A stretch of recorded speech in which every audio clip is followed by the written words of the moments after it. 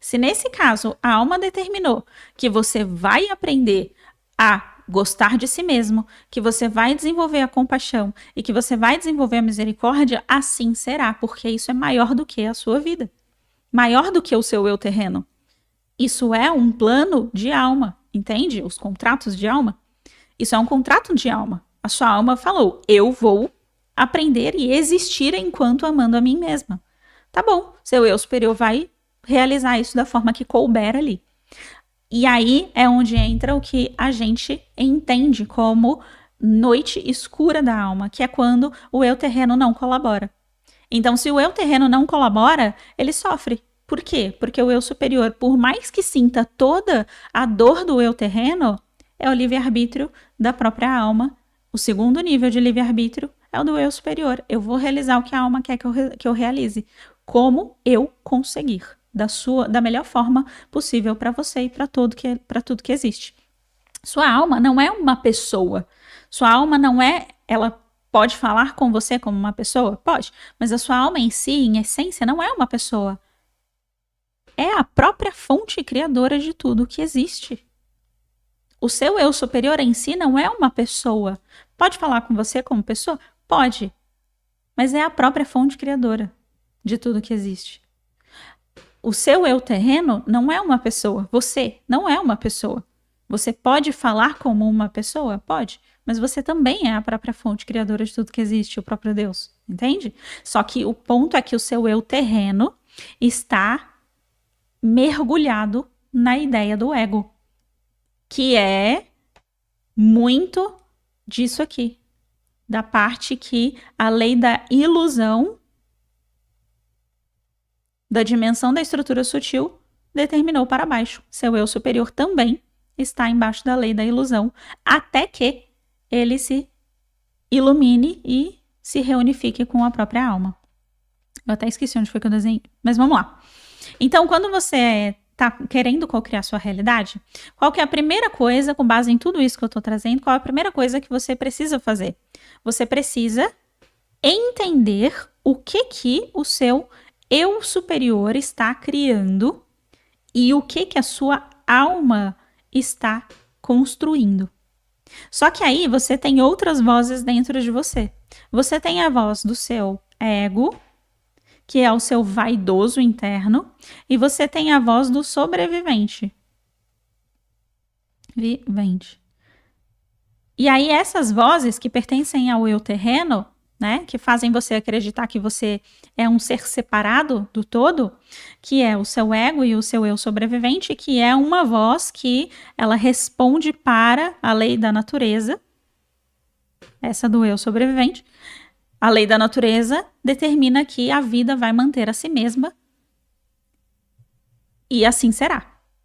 Ou seja, a manifestação, o manifesto vai se manter e assim será.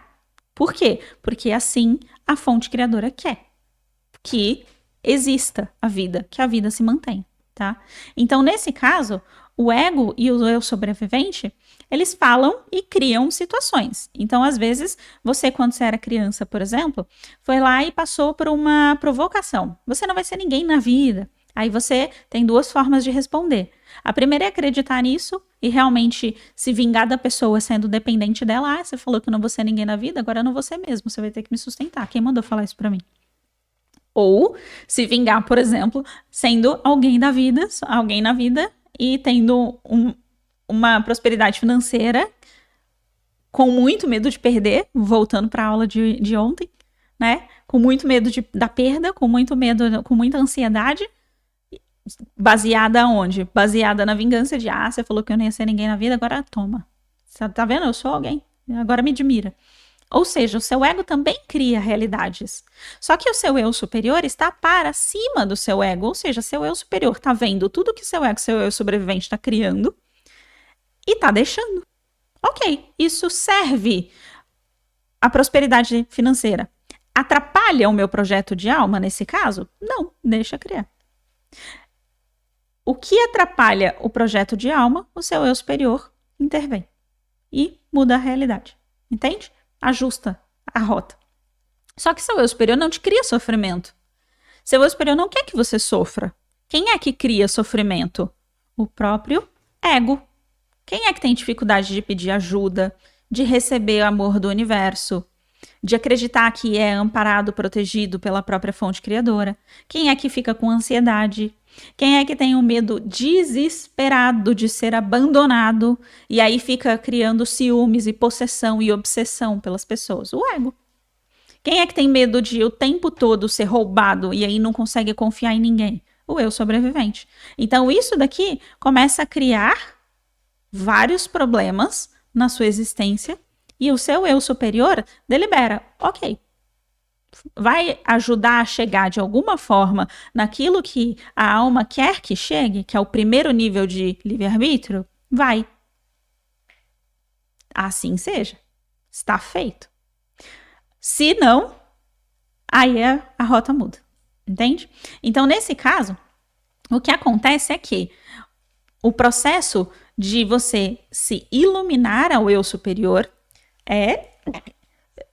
perdão, é você literalmente levar o seu ego e o seu eu sobrevivente para a liderança do seu eu superior. Por quê? Porque a natureza do ego sozinha, sem eu superior, é problemática. Ela serve. A gente também não deve demonizar o ego e o sobrevivente. Você só tá vivo por causa do medo, sei lá, de cobra, por medo de cair da ponte, por medo, os medos que mantêm a sua vida. E a existência só existe por causa da sobrevivência. E a existência, o senso, o sentido, o sentimento de separatividade que sustenta a realidade só existe por causa do ego. Porque se ninguém se sentir separado, a vida em si, ela não existe, não a vida material, ela não existe. O que existe é a própria fonte criadora sendo ela mesma, em consciência. Ela não adormece uma parte de si e entende que essa parte de si pode cocriar um pedaço para si mesmo, entende? Como faz parte do processo. Então o seu ego, ele é um ego que precisa ser treinado. Ele precisa ir para uma forma mais inteligente de existir. Um senso diferente de existência que não seja tão baseado em culpa, vergonha, inadequação, sentimento de que não pode fazer nada, sentimento de que é um erro. Ele precisa ser treinado.